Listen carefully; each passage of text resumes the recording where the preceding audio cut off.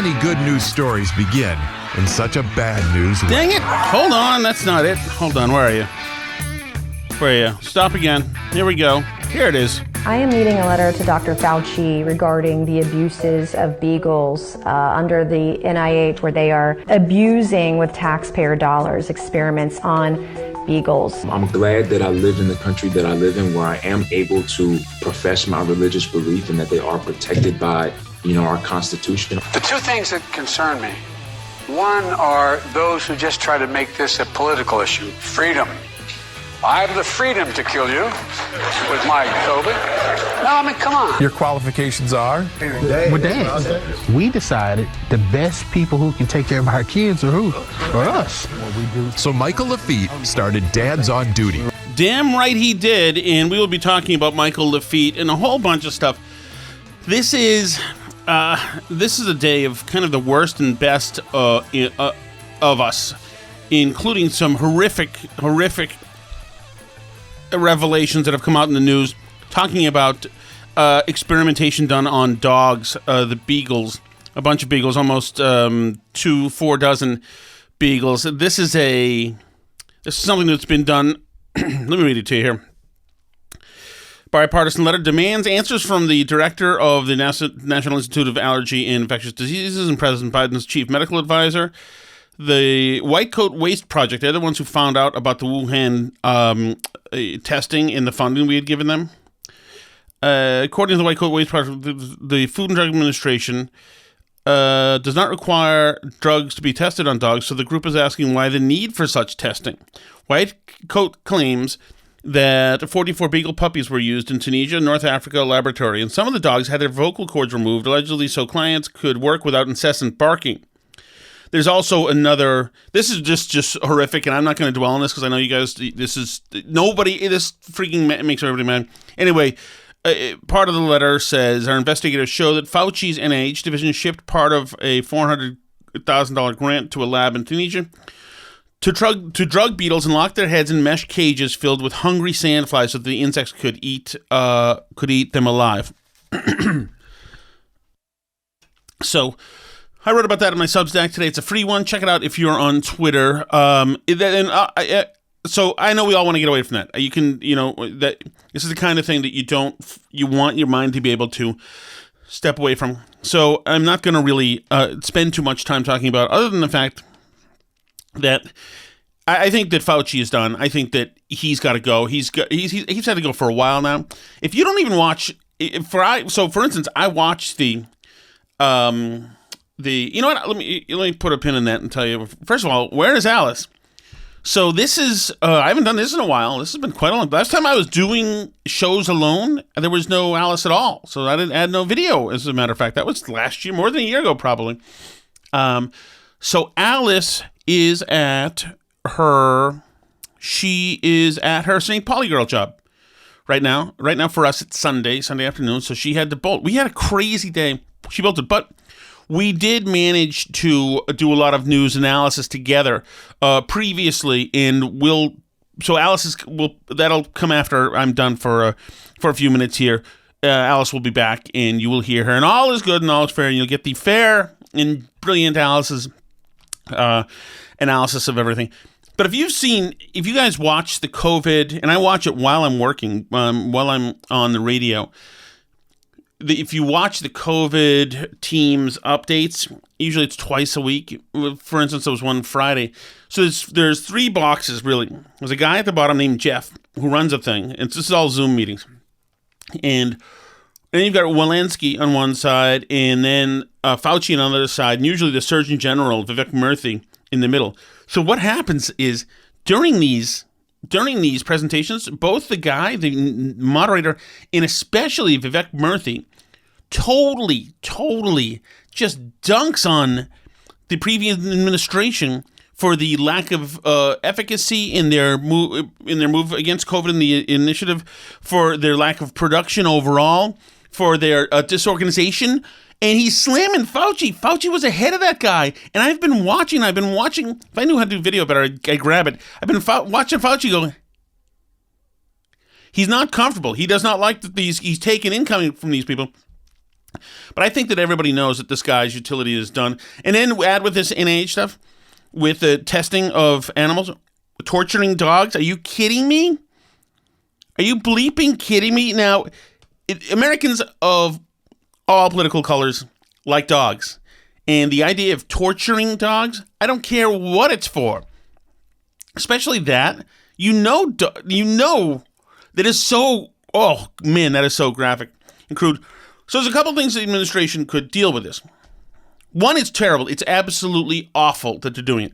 Now, the press who just until recently loved dogs, this weekend I've been going through the Sunday shows, the press doesn't seem to care. Those days are over. The days of them caring so much, making entire raps about dogs, especially Joe Biden's dogs, those are over. In the doghouse, the president's beloved German Shepherds arrive at the White House. From the Oval Office today, the president's dogs could be heard barking. Major and Champ. That's right, Major and Champ. That's right. Sorry, Champ is in with the Angels now.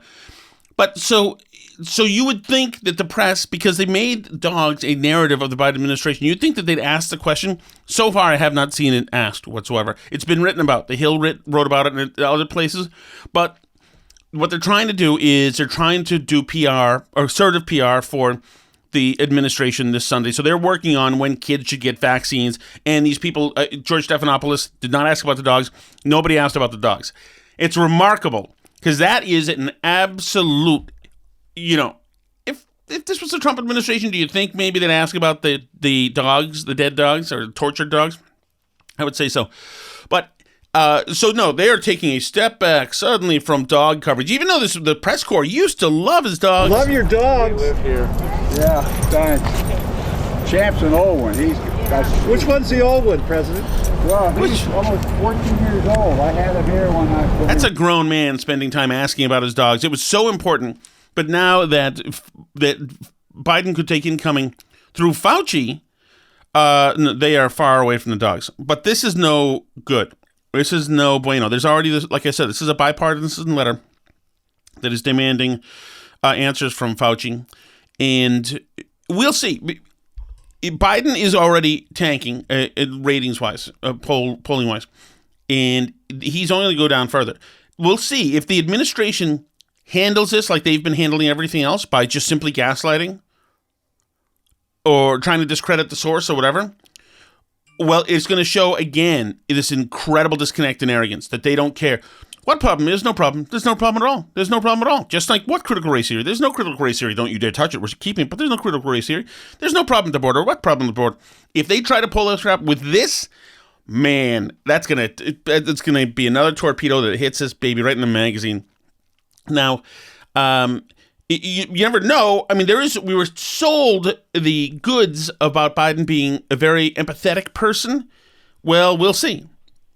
We'll see. You could actually kind of own this in a way if you wanted to, but I don't think this administration has the chops. The messaging crew, communications team, Chris Wallace can say it all he wants, and Alice and I will talk about this in a few minutes, but she's not great on her feet. She's a good gaslighter. She's got cojones to be able to gaslight people and say that what happened in Afghanistan was a success and a victory and a historic airlift. She can do that. I mean, she's got nerve like that. But for them to take a hit right on the dog, I swear that there are people who decided they would never vote for Mitt Romney just because he put the dog Seamus in the roof. Chris Wallace actually asked Romney about that as a serious question, and the Seamus said, "Well, oh no, he loved it up there," and it was always odd. That's a weird personality tick to put the dog in the roof. But we'll see. We'll see what happens. Some people are not going to let it go. It's a great piece of reporting, so if it pans out that it is actually true, but I would think that this would be a good week for them to push Fauci out anyway, and start a reset on COVID. They have this administration has face planted, so start a reset on COVID right now. You want to try to get the kid vaccines, child vaccines out there. Meanwhile, you've got Walensky telling everybody that kids are going to have to still wear masks because they saw that that the cases of COVID and cases of all sorts of other things were reduced last year during masking. That's what they're going with. And she's very worried about the flu and RSV or whatever it's called.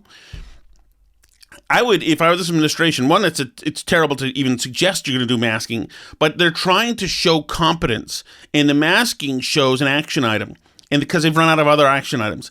So I would think if they were smart, they would reset immediately and wax Fauci, bring somebody new in there, and just upgrade Walensky if you want, although she's kind of shot as well. Nobody trusts these people anymore. Bring somebody else in there. Bring back Gottlieb, whatever. He's a guy with ideas. He wrote a book. But they might not. They just might absorb the blow and be the administration that broke everything immediately, destroyed the economy, gas prices rise, inflation rise, it had a bunch of, and was fine with dogs getting killed. Well, you never know. Okay, so that's the stuff that sucks, unfortunately. Now, there is some things that are good. We had played, what did I do with that? We had played, remember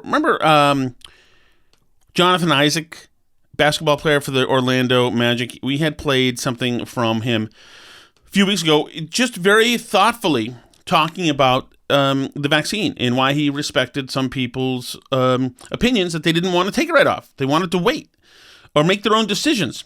And he was a very thoughtful guy. So anyway, Daily Wire caught up to him and they interviewed him, and they asked him last year, he was at one point the only basketball player in the NBA.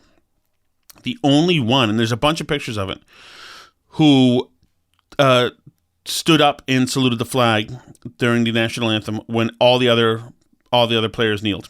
He was the only one and who had done that. And anyway, the Daily Wire asked him about it, and I think that his answer is absolutely fantastic. The reason why I decided to stand was because I was seeing the same thing that everybody else was seeing in terms of the negativity that was being spewed, the divisiveness, just all the craziness and the tragedies as well, not to take away from those. America has been and is hurting in a deep way, in a great way. And a lot of times it doesn't look like there is much hope. But when I look at my own personal life and how I have been changed, how I have been redeemed, how I have been provided for by the gospel and by Jesus Christ, that is what I was trying to offer. Well, I just feel respect. You know, I'm glad that I live in the country that I live in, where I am able to profess my religious belief and that they are protected by, you know, our Constitution. I'm glad about that. I'm not, you know, sad about that. And I'm happy that I live in America and I'm afforded the liberties and the freedom to live here. How awesome is this guy? It's fantastic. And the thing that makes it so fantastic is not that it's that extraordinary to hear, but is that it's been muted so much in the last year and a half and even 4 years more. It's been muted so much. He's right. He is lucky. He is a fortunate man to be living in this country, and he sees it. If you are a black man living in the United States, or a white man, or an Asian man, or doesn't matter what you are, black woman, it doesn't matter. Then you are some of the luckiest people in the history of civilization. That's absolutely true. The condition, even in the very bottom of this country, is fantastic compared to the rest of the world. And that's not, let's say you don't, there's haves and have-nots, I understand. And there's things that aren't equal here and there, and that historically some people have been screwed by legacies that feature, you know, carving out advantages and taking them away from certain groups, whatever. You want to talk about redlining, you want to talk about no GI Bill for minorities, this and that. There's also those things, and it all exist. But at the end of the day, you know what really sucks is not having freedom. What really sucks is not being able to say what you want to say when you want to say it. Not being able to move. What really sucks is not being given the freedom to choose your own track in life, your own direction in life. Whatever you want to do, whenever you want to do it. This is a country full of opportunities, and that's a rare thing. It doesn't just happen. This is a country full of opportunities, and that this guy gets it is great. Great, because I don't see too many people in the NBA who get it, or the NFL who get it. And unfortunately, I just don't see many progressives at all getting it at all. They don't think that. They hate this country. They think it sucks and it's terrible and blah, blah, blah, blah. You know that also. All right, so another thing I want to talk about is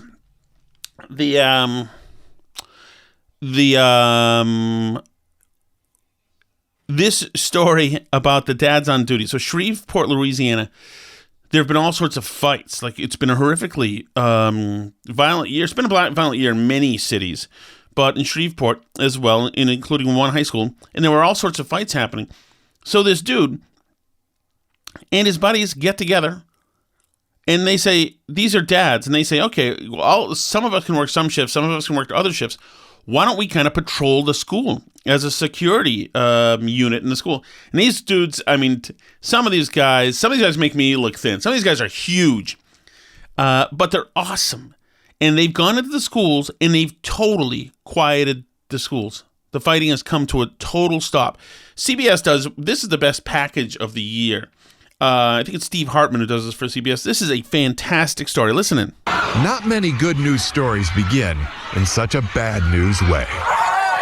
It happened last month here at Southwood High School in Shreveport, Louisiana. Plagued with violence. Over the course of 3 days, Another fight. 23 students arrested for fighting. Massive police response to But strangely, there hasn't been another incident since. Perhaps in part because of this most unusual crisis intervention team. Nobody here has a degree in school counseling. No majors in criminal justice. No. Your qualifications are? We're dads. We decided the best people who can take care of our kids are who? Or us. What we do. So Michael Lafitte started Dads on Duty. We're out doing what we do for our babies. A group of about 40 Southwood dads who now hang out at the school in shifts. Let's go. Today, any negative energy that enters the building has to run a gauntlet of good parenting. What's going on, buddy? You moving fast. I like that horse. I immediately felt a form of safety. We stopped fighting. People started going to class. How could that be? You ever heard of a look? That right there, if you watch this package from CBS, that right there is the highlight. Young lady saying, you ever heard of a look? In other words, one of those dads gives you a certain kind of look, and it stops you in your track and straightens you the hell out. It's awesome. A look? Dads have the power to do that? Yes. Not many people know it, but yes. Let's go. But it's not just the firm stares and stern warnings. Let's make it to class, my son. It's also the dad jokes.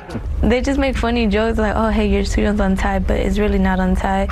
And they hate it. They're so embarrassed by it. And it's that perfect mix of tough love and gentle ribbing that dads do so well that has helped transform this school. The school has really just been like happy, and you can feel it. Which is why the dads plan to keep coming to Southwood indefinitely. Because not everybody has the father figure at home. Or a male, period, in their life. So just to be here makes a big difference. Do you think you stumbled onto something here? Absolutely. Absolutely. Have a good morning. They'd like to start chapters of Dads on Duty throughout Louisiana. What's up, baby boy? And hope to eventually take on the country. All right. Without a fight. Steve Hartman, on the road in Shreveport, Louisiana. Somebody said on Twitter that they should elect all of these guys president of the United States, and I'm all for it. So that's an example of somebody getting after it, doing something, saying, look at this problem. I see it here. Government does not have an answer. There's nothing. There don't seem to be any answers around. We're going to handle it. We're going to do it. We're going to push the train forward. Compare that against this. This is Bloomberg.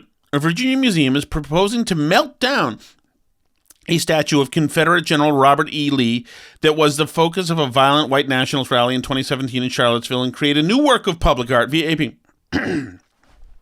So, this is what people who don't get after it do. They worry about symbols and statues and this and that, and that's what we're going to do. Guys, you know what? Instead of creating safer schools, instead of making sure that these kids get a chance to broaden their horizons and expand their minds, instead of making sure that they get school choice, instead of going in there and fixing a school, we'll do all the symbolic stuff. That's right. We'll take care. We'll melt down statues now. There you go. No, these dads on duty, they're really doing something. These other people, which of course are going to be absolutely supported and applauded by high white society as, wow, this is see how highbrow we are and how wonderful we are. Aren't we wonderful? Meanwhile, these dads are really doing something. These dads are doing something that are going to change lives. These people, these progressive wackos, are not doing things to change lives. Not at all. They want to make things more miserable and crush everything down and crush it down. Ban this, ban that. Reshape, get rid of Columbus Day. Reshape it. All this stuff. They want to make sure that people, especially the lower classes and marginalized people, are mired in this crap and spend their time thinking about this crap all the time.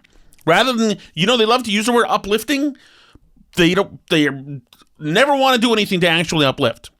Never. And it's pathetic. These dads on duty, that is fantastic. We need more of that. And obviously, we need it in marginalized neighborhoods. We need it not just in the schools, but in the streets. And if that is not a testament to the importance of presence of males, certainly not just in the household, but outside, I don't even know what to tell you. So I wholeheartedly endorse that. I think it's great. In just two different worlds. Progressives who don't do anything but kvetch, and people going out there and getting after it. I think it's wonderful. So, let's see. Alice, this is officially day 2 of the St. Pauli Girls shift. It is totally, and this is, you guys who are parents will understand it. It is, there ain't enough effing hours in the week now. We literally don't have enough hours to do things. Things are tumbling by, falling off. It's like, it's crazy. Like, so we're like, every day from essentially 6 to 2:30, I am out. I am in the zone. I am out of it. I'm working, preparing for the show and doing the radio show that I do. After 2:30, I may have time for an hour to do something like exercise, walk, this and that. I went to the doctor last week and I got to get a test done this week. Fine. To try to defat myself. I've been doing the keto diet for a week. I think it's doing something. Maybe. I don't know.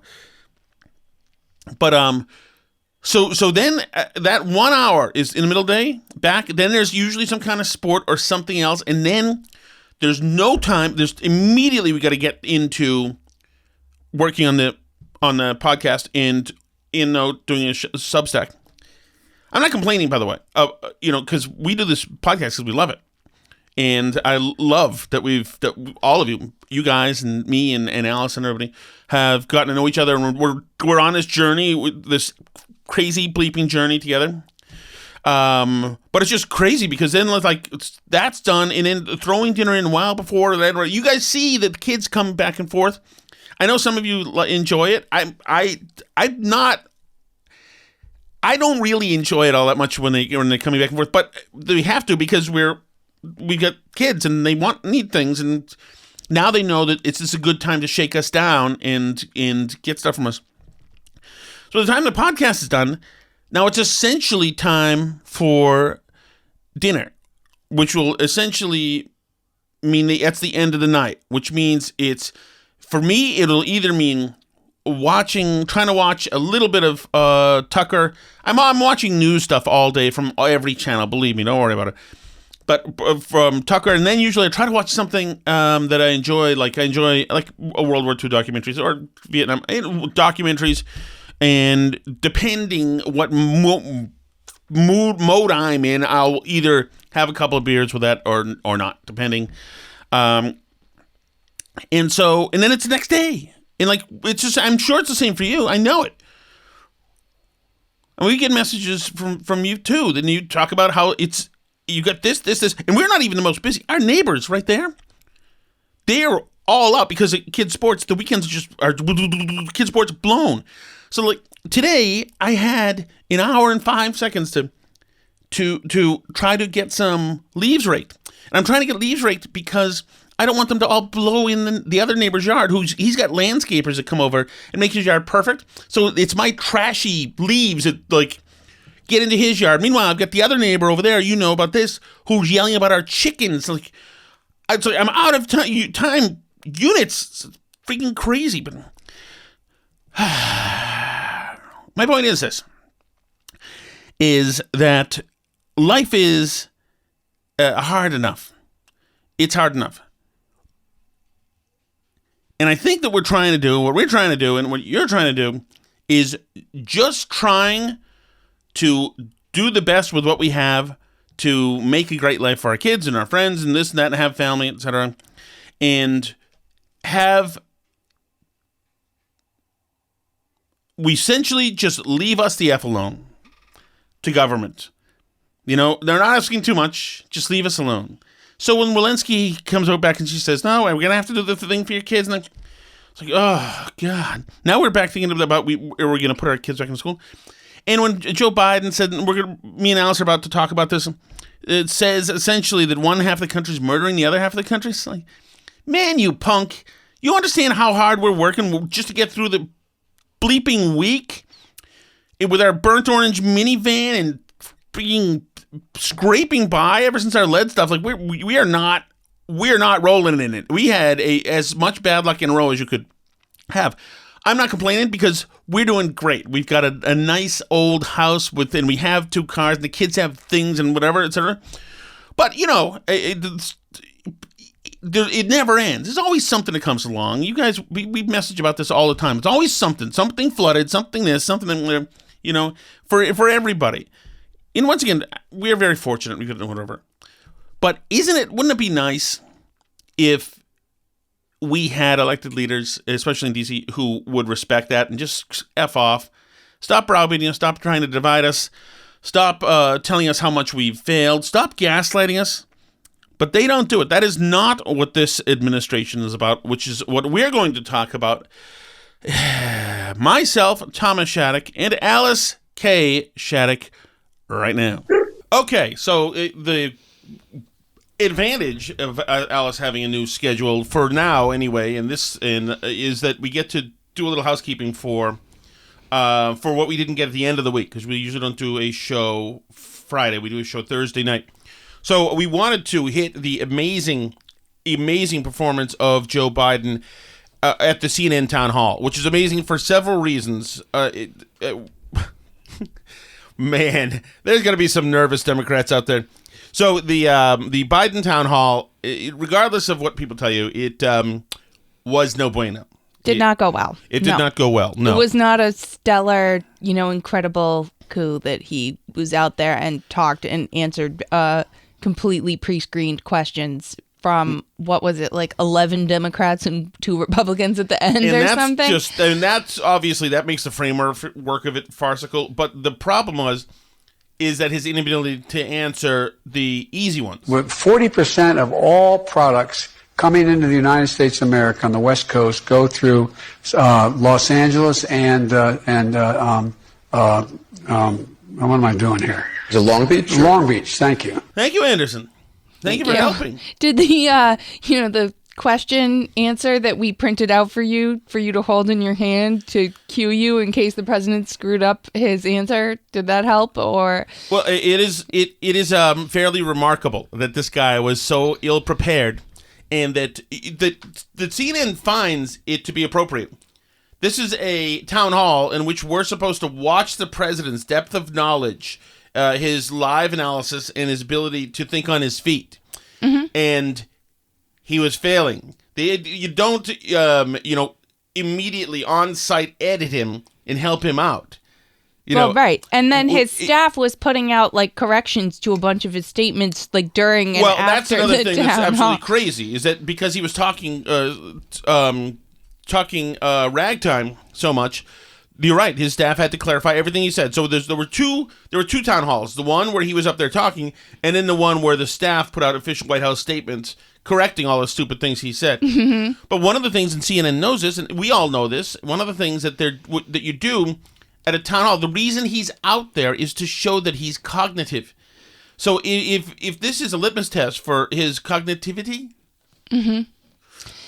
No, it doesn't look good. And the fact is, you say, the fact that he wasn't prepared for this, I'm sure he was extremely prepared for this, but he's unable to, perform the task of, saying the answers to the questions that he's been prepared for. He's unable to stand there for an hour and talk and act like a normal, cogent person. Right. Which that's extremely worrisome. Yes. No, of course it is. It's all right. There I am. Because these were all pre-screened questions from people who all, were, it was all decided in advance what he was going to be asked, what his answers were going to be. I'm sure he was rehearsed many, many times. He went back to Delaware, last night with Jill. But think of the complicity of the media in this, though, which is, to me, kind of almost the biggest takeaway, other than the fact that he wasn't cogent. They let him, and this is him, he's supposed to give a performance. Once again, Anderson pulled a Candy Crowley and helped him and finished the answer for him.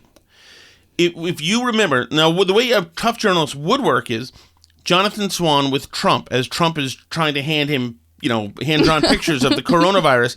Swan let him die on a vine. That stuff was never, Swan let him fall on his face in front of everybody, which is like, Swan's good at this. You're supposed to do that. Mm-hmm. That's the idea. And he was showing that Trump didn't have a grasp. I don't know if that was voting or coronavirus, but... It was like COVID. He was handing him charts of the deaths going down, and he was looking at them with little perplexed eyebrows and stuff. Yes, exactly. Mm-hmm. But so to me, if you've got to be nervous as hell if you are on the left. Now, and I haven't seen it, but I have been told that the CNN wrap-up show after this showed that he, tried to convince us that he had a stellar night. So there's one part of Biden. Here's another. The highest tax rate is 35%, number one, okay? Number two, you're in a circumstance where corporate America is not paying their fair share. And I come from the corporate state of the world, Delaware. More corporations in Delaware than every other state in the union combined, okay? Now here's the deal, though. You have 55 corporations, for example, in the United States of America, making over $40 billion. Don't pay a cent. Not a single little red cent. Now, I don't care. I'm a capitalist. I hope you can be a millionaire or a billionaire. Not a problem. But at least pay your fair share. Chip in a little bit. So a couple of things. And one of them I had forgotten because last time he had tried this crap. One is that Delaware is a tax haven. Right. That's why the corporations are all there, Joe. Right. Just FYI, in case you didn't know. Yes, in his Delaware. That's right. That is the reason for Delaware being at this time and place. Right. Is tax incentives. And also, this idea of just going after corporations. Corporations are owned by shareholders. Shareholders do pay taxes. Yeah, they do. And their CEOs who make millions of dollars also pay taxes. And, corporations that sell things, their customers pay sales taxes and the employees all pay taxes. And everybody involved in them is paying taxes everywhere they go. You make money, you pay taxes on your house, you pay taxes at the store, you pay taxes all over the place, especially if you live in a state like Massachusetts or New York. You're paying taxes every which way. Corporations aren't getting off easy, and to the extent that some corporations are, it's because, people like Joe Biden, who's been in Washington for a half a century, have been giving them freebies to do things like, make green energy stuff. Like the reason GE paid zero taxes that one year and everybody was like, oh, GE paid no taxes. Well, yeah, GE paid no taxes because of stupid green energy incentives that you idiots wrote. That's why they paid taxes. It's ridiculous. They're the ones that make up what the corporations pay. They could just, pick a tax rate that's fair and have all the corporations pay it and stop having these carve-outs for their favored industries. But that wouldn't keep Joe Biden in the Senate for 40 years. So that won't work, Right. And the other takeaway, of course, is him having to, here's the secret, they don't pay anything, which is something that he's gone to now as a tool that he uses when he speaks, which ain't great. Yeah. These switches between different modes of talking where first he'll whisper and then he'll yell at us in this really almost uncomfortably angry way, like when he yelled about how there were fewer democracies. Fewer! Well, that's really not, I didn't get rid of any democracies. Don't yell at me. I don't know. But it's sort of disconnected from, what he's saying. They don't pay a cent. Okay. Why is that secret in particular? I don't really get it. Right. You wrote the tax code, sir. We have fewer democracies in the world today than we did 15 years ago. Fewer. Not more, fewer. Like, why that phrase? Like, why did he decide to pick up on that and start yelling about that one? Like, he just seems disconnected from reality. And that's even without, like, obviously, those of you who are listening to the show can't hear his strange postures and positionings. But I'm sure those of you who, look at stuff on Twitter or whatever have seen, like, the images of him, like, clenching his fists and, like, weirdly hunched over and, like, doing just odd things. Like, the guy is not all right. I don't know who's doing this to him, but it's like truly uncomfortable for everybody involved. Yes, it's multidimensional in its cringiness. The two things that concern me, one are those who just try to make this a political issue. Freedom. I have the freedom to kill you with my COVID. No, I mean, come on, freedom. That's just about the most poisonous thing ever said by a president, ever. Yeah, pretty much. That is to accuse a third of the country of wanting to wantonly kill. Yeah. The other half of the other 2/3 of the country. Like, we all know we don't have the freedom to kill people. Nobody's killing people. The idea that you would accuse somebody of killing people because, they don't feel like getting a vaccine. I mean, half the people who don't want the vaccine because they've had COVID. Right. No, but I have the freedom to kill you. And it's so gross and disgusting. And it also, by the way, the people who had the vaccine are also spreading the virus. Yeah, I mean, to a lesser extent. But still, like, it's just to say that. Okay, this is the uniter you guys wanted. Fine, this is the uniter we have. Then it ain't cool though.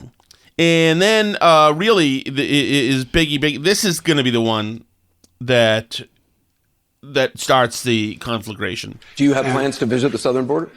I've been there before, and I haven't. I mean, I know it well. I guess I should go down, but the whole point of it is I haven't had a whole hell of a lot of time to get down.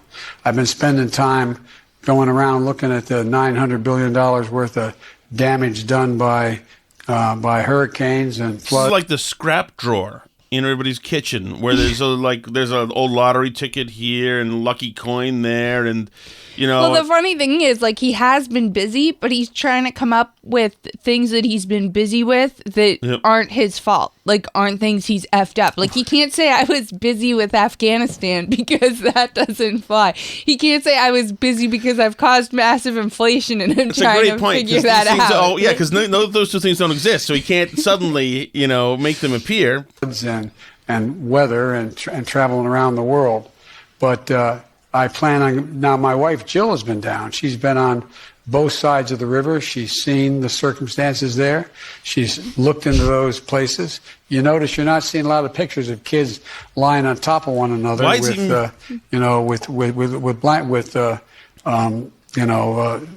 like tarps on top of them. Or not, huh? Yeah, because the press isn't covering it anymore because Congress isn't going down and crying in front of the we're also kids not allowed anywhere near it. And right. But it's like for him to say that, you're not seeing this happen anymore. That's right along the lines of him saying that, at least we haven't lost anybody, nobody's been killed in Afghanistan. It's the same thing. Yeah. Especially since there is a new caravan on the way with like 100,000 people. We've gone from in August, hundreds of people apprehended at the border to hundreds of thousands apprehended at the border. It's wild. They're coming to the border in huge caravans of people carrying signs that say Biden on them because he's given them an invitation. He told them to surge to the border when he was going to be elected, and they just at this point don't believe him when he says don't come because he's still letting them in. This is Kathleen Cromahancy from Newsbusters. She writes, the Latino media are practically drooling at the thought of nude audiences swarming into the United States as part of the heralded mother of all caravans, set to begin its march through Mexico on October 23 at 6 a.m., and estimated per Telemundo at 95,000 strong. So listen, here's a little bit of that Telemundo. Miles de migrantes de diversas nacionalidades que se encuentran varados en la caravana, que algunos llaman. It's not going to work. Yeah, anyway. They're very excited. You can take my word for it. Burn Barrel Spanish edition will play that one. So, by the way, here's the CNN op-ed that came, thoughtful op-ed, fair-minded op-ed that came out right after Biden's town hall, where he was non compos mentis. Is it mentis? Okay, here it is. Biden was relaxed, funny, in command, but that won't be enough. President Joe Biden is facing the most difficult period of his young presidency, but you wouldn't have known it watching the relaxed, optimistic, joke-cracking politician who took questions at CNN. Is this a real? Was it? Yeah, which particular joke was it exactly? Was it this joke? Concern me. One are those who just try to make this a political issue. Freedom. I have the freedom to kill you with my COVID. That is funny, sir. Holy goodness. I don't even know where to start. So they know it's terrible. I don't even know why they did it. I don't know what they were thinking. But by the way, this is the caravan heading up here. Just some natural sound. Go ahead. Remember how Trump got made fun of so much because he took the cognitive ability test and he bragged about how great he did on it, and it's the test is can you draw a clock and do you know what year it is? Yes. And what's this animal, and it's a giraffe, things like that. I think it's also ridiculous that Trump bragged about how he did so great on the test and is the best that anybody's ever done on it and everything else. But does anybody think Biden could actually pass one of those right now? No, he'd get angry. He'd blow his top as soon as he started getting confused. I mean, I think it's a worthwhile question since the crazy people all screamed for a month about how Trump took the dementia test and passed it. But the media's not going to start that. Well, I mean, it's a legitimate question. Yes. He's out of his mind. He's not okay. Yes, it's absolutely legitimate. As a matter of fact, it's a responsibility of the media to say, hey, if there were any real media, they'd pop it on him. But oh my gosh, can you imagine if Reagan had done a town hall like that, or Trump, or somebody else that the media hated, right? And they would have been all over him. They would have, or George Bush, they would have let him struggle for the answers and of course, raised eyebrows and made faces and stuff. I mean, I feel like we kind of stepped in the lead in one of these. This one right here. Do you have plans to visit the southern border? I've been there before, and I haven't. I've been there before, he said, which is, of course, there are a handful of journalists in America, and they started looking this up. Now, this administration, as you remember, has a problem with this. Quickly put a button. Okay. Do you have any plans to visit the border? At some point, we are going to the border. We've been to the border. So this whole thing about the border, we've been to the border. We've been to the border. You haven't been to the border. And I haven't been to Europe. Okay, they have a problem with this question. The truth is that they don't want to go to the border because it's a horrible photo op, and they don't want to be involved in that. And they also don't want to suggest that the situation necessitates a visit. Right, because it's totally fine, and there's no kids in cages and everything's you were saying, his laundry list consists of the fallout after hurricanes. Weather. Right. And my travel schedule. So Peter Doocy asked Jen Psaki about this, saying, hey, we looked it up here, and Biden has not been to the border. And Jen Psaki, and this must have been a tough one to bring out to the briefing room. This must have been Jen Psaki must have felt some sense of shame. This trapper keeper must have felt like 900 pounds to carry this out and have to open it up. You're right. Well, Peter, as you may have seen, there's been reporting that he did drive through the border when he was on the campaign trail in 2008. As you may have seen, there's been reporting. How about you just sourcing it yourself? Right. You may have seen there's been reporting. It's not there's been reporting. It's he said. We have a really good source on record that CNN interviewed Thursday night saying that he had been there. And he is certainly familiar with the fact, and it stuck with him, with the fact that in El Paso, the border goes right through the center of town. But what the most important thing everyone should know and understand is that the president has worked on these issues throughout his entire career and is well-versed in every aspect of our immigration system, including the border. That includes when he was vice president, and he went to Mexico and Central America 10 times to address border issues and talk about what we can do to reduce the number of migrants who are coming to the border. He worked in a bipartisan manner with senators like Ted Kennedy, Harry Reid, John McCain, and others to push for comprehensive immigration reform. He does not need a visit to the border to know what a mess was left by the last administration. That's his view. Last administration. He drove through it 13 years ago. So that's before you and I met, before we had any kids or had bought any of our 2 houses. I mean, like, 2008 is a really long time ago. Yes, well, but also, that is such weak sauce. It's. There's nothing. They've got nothing. Well, because he just made it up, because he hasn't been to the Well, border. I know, but what she just said, her attempt to redirect, etc., was terrible, which is why when he follows up, she goes, because they have no defense for this. So when he follows up, they go on offense. Does that count as a visit? He said, I've been there before. You're saying he drove by for a few minutes. Does that count? What is the root cause? Where are people coming from who are coming to the border, Peter? The president said that I'm asking you a question because I think people should understand the context. No, where do people I'm asking you if that Okay, I'll answer it for you. People come from Central America and Mexico to go to the border. The president has been to those countries 10 times to talk about border issues. There is a focus right now on a photo op. The president does not believe a photo op is the same as solution. So they're just busted. Unfortunately, what makes this, and somebody said that Jen Psaki's really good at this the other day. I think it was Chris Wallace. What makes this toxic is they're inventing a separate reality, and that's not great. And for her, so that's why I think she's not great at this, because she can't spin this. She should, as a thinking person, know that they've got to find a way that seeds bits of truth over to the press and the American people so that we don't think we're being gaslit, lied to, or that the administration is so inept that they actually don't see a problem with the border.